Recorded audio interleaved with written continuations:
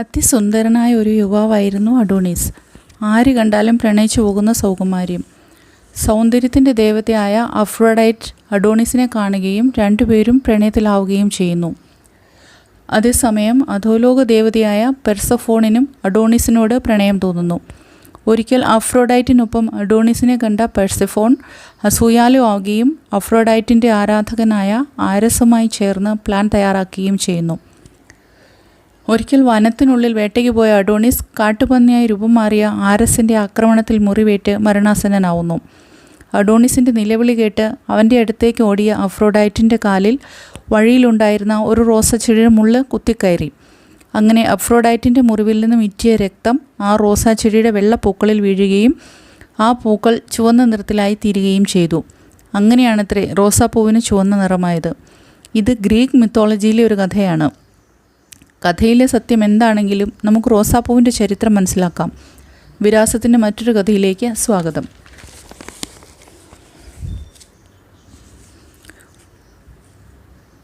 ഒരു റോസാപ്പൂവിനെ നോക്കിയിരുന്നാൽ അത് നിശബ്ദമായി പറയുന്നത് സ്നേഹത്തെപ്പറ്റിയാണ്.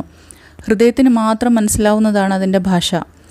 എത്ര കഠിനമായ പരിസ്ഥിതിയിലും പ്രതീക്ഷയും സ്നേഹവും പോവിടാൻ പറ്റുമെന്നതിൻ്റെ സന്ദേശം കൂടിയാണ് ഒരു റോസാപ്പൂ നൽകുന്നത്. പൂക്കളുടെ രാജാവെന്നാണ് റോസാപ്പൂ അറിയപ്പെടുന്നത്. പൂന്തോട്ടങ്ങളുടെ ഭംഗിക്കായും അലങ്കാരങ്ങൾക്കായും ഉപയോഗിക്കുന്നവയിൽ ഏറ്റവും പുരാതനമായതാണ് റോസാപ്പൂവ്.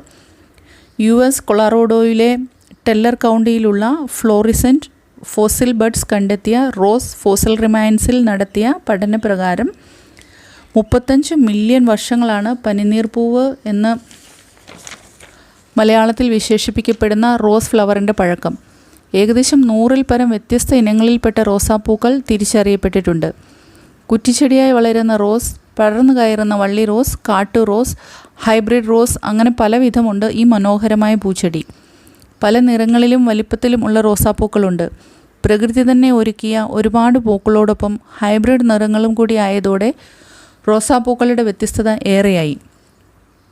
ഓരോ നിറങ്ങൾക്കും ഓരോ അർത്ഥം കൂടിയുണ്ട്.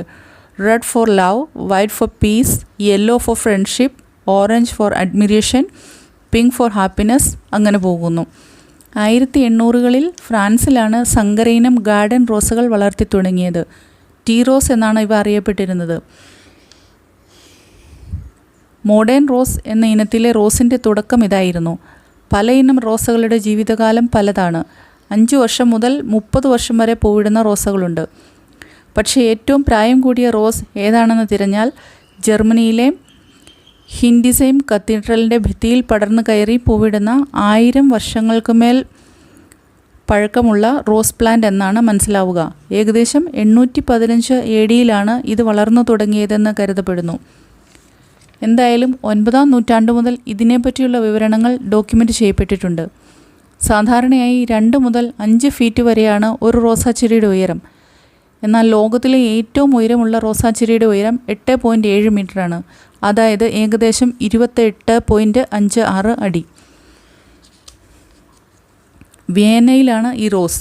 എന്നാൽ ടൈംസ് ഓഫ് ഇന്ത്യയിൽ വന്ന ഒരു ന്യൂസ് പ്രകാരം ഗുജറാത്തിലെ ഗോധ്രയിലുള്ള ഒരു പ്രൊഫസറിൻ്റെ പക്കൽ 46 അടി ഉയരമുള്ള റോസയുണ്ടത്രേ. അദ്ദേഹം ഈ ചെടിക്ക് ഇൻഷുറൻസ് അപ്ലൈ ചെയ്തതോടെയാണ് ഇത് വാർത്തയായത്. സൗത്ത് അമേരിക്കയിലെ ഇക്വഡോർ റോസ് കൾട്ടിവേഷന് പ്രസിദ്ധമായ സ്ഥലമാണ്.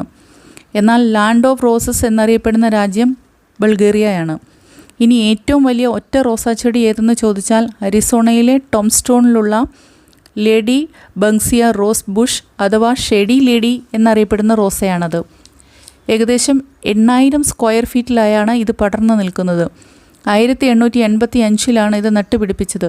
അതായത് ഇപ്പോഴതിന് വയസ്സ് 140 വർഷം. ഒരു റോസാപ്പൂ കിട്ടിയാൽ ആദ്യം നമ്മൾ ചെയ്യുന്നത് പെൺകുട്ടികളാണെങ്കിൽ മുടിയിൽ വെക്കുക എന്നതാണ്. എന്നാൽ ചിലപ്പോഴൊക്കെ അതിൻ്റെ ഇതളുകൾ പറിച്ച് നമ്മൾ വായിലേക്ക് വിടും. അതെ, ഭക്ഷണയോഗ്യമായൊരു പൂവ് കൂടിയാണ് റോസാപ്പൂവ്. ഇതളുകൾ കൊഴിഞ്ഞു തീർന്ന ഒരു റോസാപ്പൂവിൻ്റെ തണ്ടിൽ അവശേഷിക്കുന്ന റോസ് ഹിപ്പ് എന്നറിയപ്പെടുന്ന ഭാഗം വിറ്റാമിൻ സിയാൽ സമ്പുഷ്ടമാണ്. അതുകൂടാതെ റോസിൻ്റെ ടേസ്റ്റിലുള്ള സോഫ്റ്റ് ഡ്രിങ്ക്സ്, സ്ക്വാഷസ്, അങ്ങനെ പലതും മാർക്കറ്റിൽ അവൈലബിൾ ആണ്. റോസ് മിൽക്കും പലരുടെയും ഫേവറേറ്റ് ഡ്രിങ്കാണ്. റോസിൽ നിന്ന് ഉൽപ്പാദിപ്പിച്ചെടുക്കുന്ന റോസ് വാട്ടറും റോസ് ഓയിലും skin care, aromatherapy, hair care, എന്നിവയ്ക്കായി ഉപയോഗിക്കപ്പെടുന്നുണ്ട്. Skin moisturising, anti ageing, acne treatment, mood enhancement, stress relief, massage ഇങ്ങനെ ഏറെ ഉപയോഗങ്ങളുള്ള റോസിൻ്റെ മെഡിസിനൽ വാല്യൂ അത്യധികമാണ്. ലോകമെമ്പാടും ആവശ്യമായ റോസ് ഓയിലിൻ്റെ 85% പ്രൊഡ്യൂസ് ചെയ്യുന്നത് ബൾഗേറിയയിലാണ്. റോസ് ഓയിൽ പെർഫ്യൂമിൻ്റെ ഒരു മെയിൻ ഇൻഗ്രീഡിയൻറ്റ് കൂടിയാണ്. ഈ പൂവിതളുകളുടെ അഭൗമവും നിലനിൽക്കുന്നതുമായ സൗരഭ്യം പെർഫ്യൂം ഇൻഡസ്ട്രിയുടെ ഫേവറേറ്റ് ആണ്.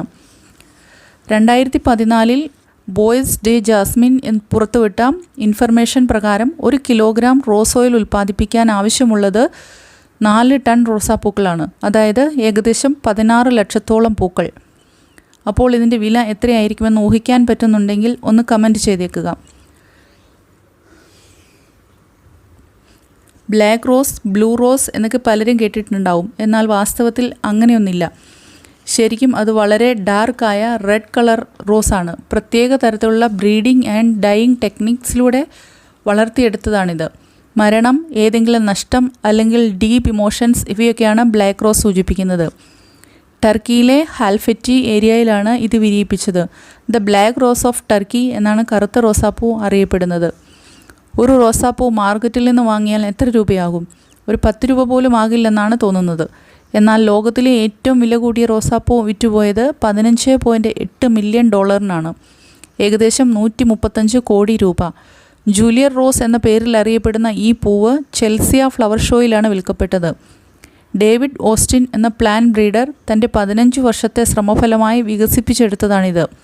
ഇതിൻ്റെ ഭംഗിയും അത്രയധികമാണ്. റോസിൻ്റെ കൾച്ചറൽ പ്രാധാന്യവും വലുതാണ്. ജപ്പാനിലത് ചക്രവർത്തിയുടെ ചിഹ്നമാണ്. ഇംഗ്ലണ്ടിലെ ടുഡോർ വംശത്തിൻ്റെയും സിമ്പലായിരുന്നു റോസാപ്പൂവ്. അമേരിക്കയുടെ നാഷണൽ ഫ്ലവറാണ് റോസ്. ഏഷ്യയാണ് റോസിൻ്റെ ഒറിജിൻ എങ്കിലും യൂറോപ്പിൻ്റെയും അമേരിക്കയുടെയും പല ഭാഗങ്ങളിലും റോസിൻ്റെ പല വെറൈറ്റികളും കണ്ടെത്തിയിട്ടുണ്ട്. BC 3000 ചൈനയിലാണ് റോസ് കൾട്ടിവേഷൻ തുടങ്ങിയതെങ്കിലും ഗാർഡനിങ്ങിനായി കൾട്ടിവേറ്റ് ചെയ്തു തുടങ്ങിയത് BC 500 മുതലാണ്. സെറീസിയ എന്നറിയപ്പെടുന്ന റോസ് ബ്രീഡിന് വെറും 4 ഇതളുകൾ മാത്രമാണ് ഉള്ള പൂവാണുള്ളത്. റോസിൻ്റെ പരാഗണം നടക്കുന്നത് ചെറുപ്രാണികളിലൂടെയാണ്. സ്പേസിൽ പോയ ഒരു റോസാപ്പൂവിൻ്റെ കഥ അറിയുമോ? 1998 ഒക്ടോബർ 29 നാസയുടെ STS-95 സ്പേസ് ഷട്ടിലാണ് ഓവർനൈറ്റ് സെൻസേഷൻ എന്ന് പേരിട്ട ഈ പൂവ് സ്പേസിലേക്ക് പോയത്. സുഗന്ധമുണ്ടാക്കുന്ന ഘടകങ്ങൾക്ക് ലോ ഗ്രാവിറ്റി ഉണ്ടാക്കുന്ന വ്യത്യാസങ്ങളെക്കുറിച്ച് പഠിക്കാനായിരുന്നു 9 ദിവസം നീണ്ടുനിന്ന ഈ യാത്ര. ലോകം മുഴുവൻ ആരാധകരുള്ള റോസാപ്പൂവിന് സാഹിത്യത്തിലും നല്ല പ്രാധാന്യമുണ്ട്. ഏകദേശം 4000-ലേറെ സോങ്സാണ് റോസാപ്പൂവിന് വേണ്ടി മാത്രം രചിക്കപ്പെട്ടിട്ടുള്ളത്. ഡെക്കറേഷൻ പർപ്പസിനും ആദ്യം തിരഞ്ഞെടുക്കുന്നതും റോസാപ്പൂ തന്നെയാണ്. ഓരോ നിറത്തിലുള്ള പൂവും ഓരോ കാര്യങ്ങൾക്കാണ് ഉപയോഗിക്കുന്നത്. വെഡ്ഡിങ്ങിന് വൈറ്റ് റോസ് ബൊക്കെ, ടേബിൾ ഡെക്കറേഷന് റെഡ്, അങ്ങനെ. നിറങ്ങൾ കൊണ്ടും ഭംഗി കൊണ്ടും സൗരഭ്യം കൊണ്ടും ഏറ്റവും പോപ്പുലറായ റോസ് തന്നെയല്ലേ പൂക്കളുടെ രാജാവായിരിക്കേണ്ടതും. Old garden rose, modern garden rose എന്നിങ്ങനെ 2 തരത്തിലുണ്ട് റോസുകൾ. 1867 ആണ്ടിന് മുമ്പ് കണ്ടെത്തപ്പെട്ടതും ഹൈബ്രിഡ് ചെയ്തവയുമാണ് ഓൾഡ് ഗാർഡൻ റോസ് എന്നറിയപ്പെടുന്നത്. ഇവ കൃത്രിമമായി ഡെവലപ്പ് ചെയ്യാത്തവയും നല്ല സുഗന്ധത്തോടു കൂടിയവയുമാണ്. 1860 ശേഷം ബ്രീഡ് ചെയ്യപ്പെട്ടവയാണ് മോഡേൺ ഗാർഡൻ റോസസ്. വർഷം മുഴുവൻ പൂവിടുക, വലിയ പൂക്കൾ ഉണ്ടാവുക, നിറങ്ങളിലും രൂപത്തിലുള്ള വ്യത്യസ്തത ഇവയൊക്കെയായിരുന്നു മോഡേൺ ഗാർഡൻ റോസിൻ്റെ ഉദ്ദേശ്യം. ഇനി ഇന്ത്യയിലെ ഫേമസ് റോസ് ഗാർഡൻസ് ഏതൊക്കെയാണെന്ന് നോക്കാം. ഡൽഹിയിലുള്ള നാഷണൽ റോസ് ഗാർഡൻ, ചണ്ഡീഗഡിലുള്ള സക്കീർ ഹുസൈൻ റോസ് ഗാർഡൻ, ഊട്ടിയിലുള്ള ഗവൺമെൻറ് റോസ് ഗാർഡൻ, ബാംഗ്ലൂരിലുള്ള ലാൽബാഗ് ബൊട്ടാണിക്കൽ ഗാർഡൻ എന്നിവയാണ് ഇന്ത്യയിലെ ഫേമസ് ഗാർഡൻസ്. മൂന്നാർ റോസ് ഗാർഡൻ ഒരു ഫേമസ് പിക്നിക് സ്പോട്ടാണ്. Love planted a rose and the world turned sweet എന്ന് കാതറീൻ ലീ ബേറ്റ്സ് കുറിച്ചിട്ടുണ്ട്. ഒരു റോസാപ്പൂ പോലെ മനോഹരമായിരുന്നെങ്കിൽ ഈ ലോകവും. റോസാപ്പൂക്കളെ പറ്റിയുള്ള വിവരണം തീർന്നില്ല. എങ്കിലും ഇനി മറ്റൊരു വിഷയമായി കാണാം. വീഡിയോ ഇഷ്ടപ്പെട്ടാൽ സബ്സ്ക്രൈബ് ചെയ്ത് പ്രോത്സാഹിപ്പിക്കുമെന്ന പ്രതീക്ഷയോടെ സീ യു സൂൺ.